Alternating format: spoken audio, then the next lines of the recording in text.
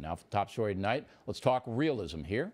Joining us from Washington, Sandy Rios, Fox News analyst, and from Charlottesville, Dr. Larry Sabato, who teaches political science at the University of Virginia. One by one.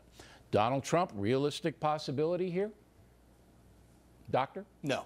I can't see it. I absolutely can't see it, Bill. Look, he's got enough baggage for a 747. He has switched parties 3 times. He's changed positions on abortion and lots of other issues, and he's just too controversial. I don't see it.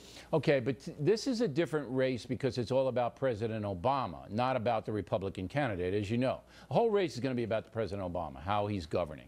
So in the past, somebody like Newt Gingrich or Donald Trump, with a lot of history, might have been damaged, but this time I think that may be put aside. Doctor. Well, look, that's important, but here's another question that's equally important. Republicans need to ask who can win in November, because Americans generally, those swing independents, are going to ask who can we reasonably see sitting in the Oval Office making critical decisions. But Trump's poll numbers against Obama, they're high. They're almost tied with him. Oh, look, yeah, and Giuliani was going to be the Republican nominee in 2008. He was leading all the polls. They don't mean a thing at this point. Okay.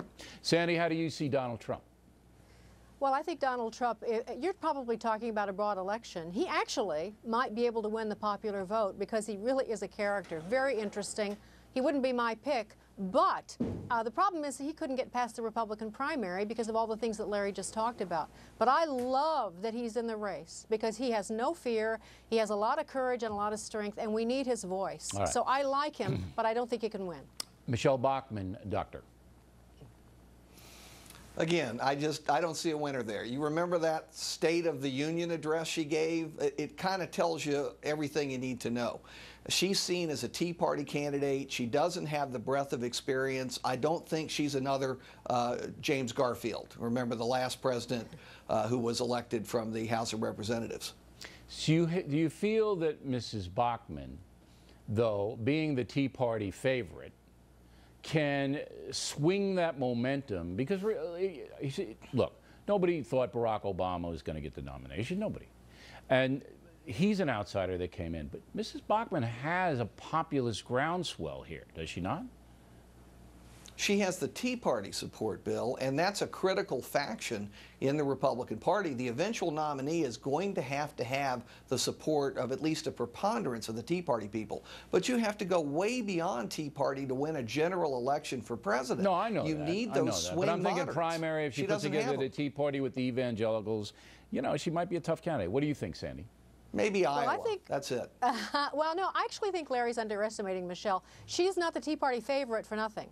If you've ever heard her speak, and yes, you can pick out that one message and you know, sort of discount her. But what about her frame of reference? You know, she does speak right to the wheelhouse of the Tea Party, but her frame of reference is questionable at this point. We don't know. Bill, wait a second. No, she. I don't know if you guys. I know that you know this. She's a federal tax litigator. Michele Bachmann is a she is an intellectual. She knows more about finance than almost anybody in the Capitol, that's a good point. including the president. She does have that kind of a background, but she doesn't know where Lexington and Concord are. That hurt her. But Bill, the president thought there were 57 states, so come on. All right. You know, we can all have a bad I think day. she could win That's for sure. All right, finally, Sarah Palin, doctor, what say you? I don't think she's even running, and if she runs, I don't think she will even get the nomination. No, why because would you say she's polarizing. Why would you say she's not running?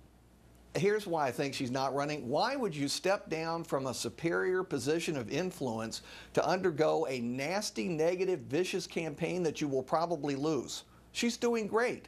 She's got a lot of influence where she is. I don't think she'll run. What do you say, Sandy? Well, last night on Greta's show, she said basically that she was waiting to see if someone could come into the race that really had the attitude of serving this country. And if she saw that, she wouldn't be running. So I actually think that she has a greatness of spirit about her. I don't care what's been said. Forget about the public persona. Thinking about who she actually is, Sarah has a greatness of spirit that would make her a great leader. And I think she would choose to do it if she felt she was needed. Not that she personally would want but it's a personal decision. I mean, you have people like Mitt Romney and Newt Gingrich and Tim Pawlenty. I mean, these are heavyweights. Whether you like them or not, I mean, these are serious people. So I don't think the governor can say there's nobody in there who wants to serve her country. I just named 3 guys who are serious people. They're absolutely serious.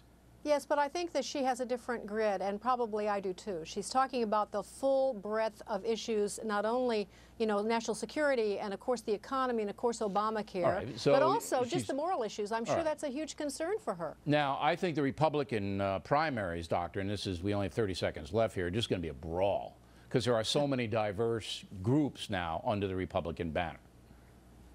Yeah, and that's a real threat for the Republicans. They have to keep their eye on the ball, which is November, and it's really tough for parties to do that when they're fighting in primaries. Yeah, they're going to be fighting each other out, and what if Backmann and Palin run against each other? What are they going to do?